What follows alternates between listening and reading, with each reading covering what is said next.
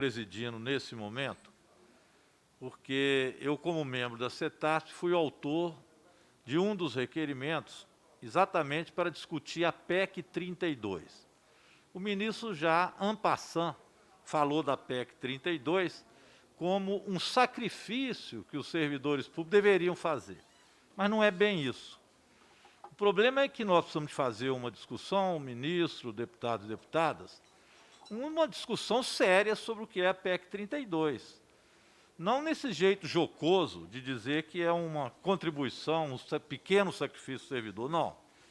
Esta PEC 32, ela tem toda uma outra concepção muito distinta do que está na Constituição hoje. No meu entendimento, ela desmancha o Estado brasileiro e liquida com o serviço público. Esse debate, presidente Afonso Mota, precisa ser feito de maneira profunda. Existe uma PEC enviada pelo governo. Eu não queria que isso fosse dado por encerrado hoje de forma alguma. Então, eu vou insistir na CETASP para que a gente faça com o ministro um debate sério e profundo sobre a PEC 32. Bem porque o ministro disse que a guerra é contra o vírus. Talvez por isso os holofotes estejam hoje no Senado, porque lá sim estão travando uma guerra contra o vírus, inclusive para ver as responsabilidades inerentes ao próprio governo Bolsonaro e ao presidente Jair Bolsonaro por mais de 400 mil mortes, por quem tratava isso como uma gripezinha, como remédios de cloroquina, como vacina que veio da China e outras bobajadas que o presidente Jair Bolsonaro cansou de dizer. Agora, no Senado, estão, de fato, fazendo uma guerra contra o vírus e contra o responsável por desdenhar o tempo inteiro desta pandemia. Agora, se a guerra é contra o vírus, por que a granada tem que ir para o bolso do servidor e do serviço público? Por que a granada tem que ir para o bolso do aposentado, que está querendo viver muito, né, ministro? Ou para o bolso do filho do porteiro? Ora, esta PEC 32, longe de ser uma compensação, ela é uma bomba atômica no serviço público, e eu digo por quê.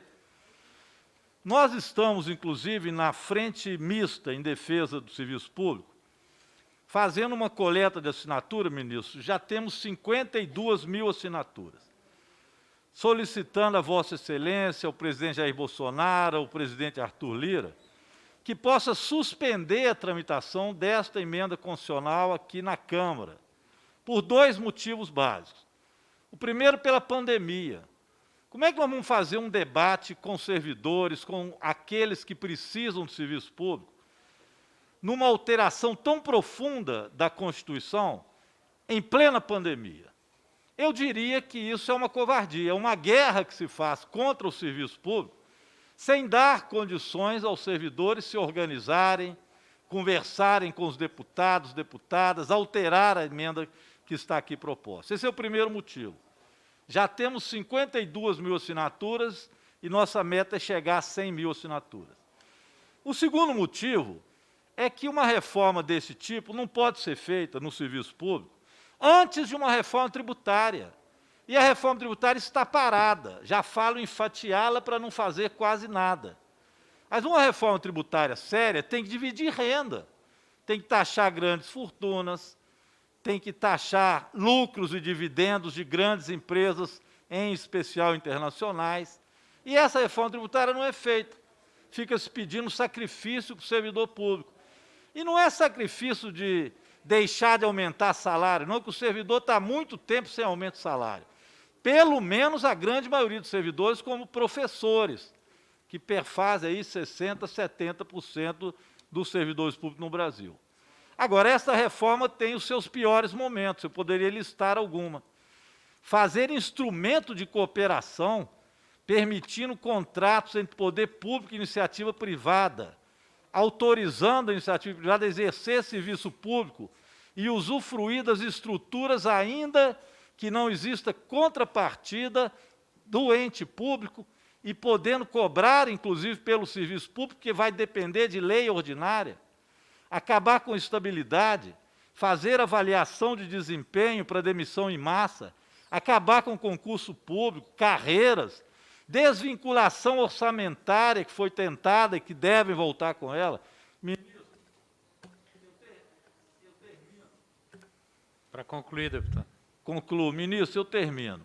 Nós precisamos fazer um debate sério sobre o PEC 32, sem ironia de dizer que está pedindo ao servidor público um sacrifício de não ter reajuste no seu salário. Não é verdade. Essa PEC é muito profunda.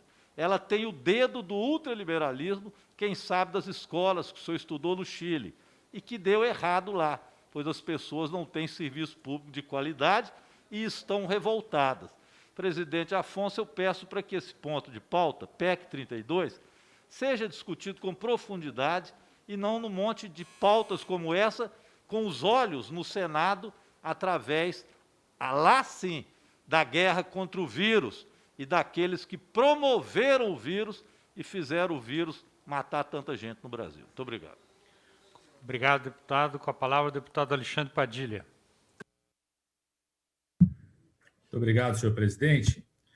Senhor ministro Paulo Guedes, no dia 13 de março de 2020, o senhor disse que com 3, 4, 5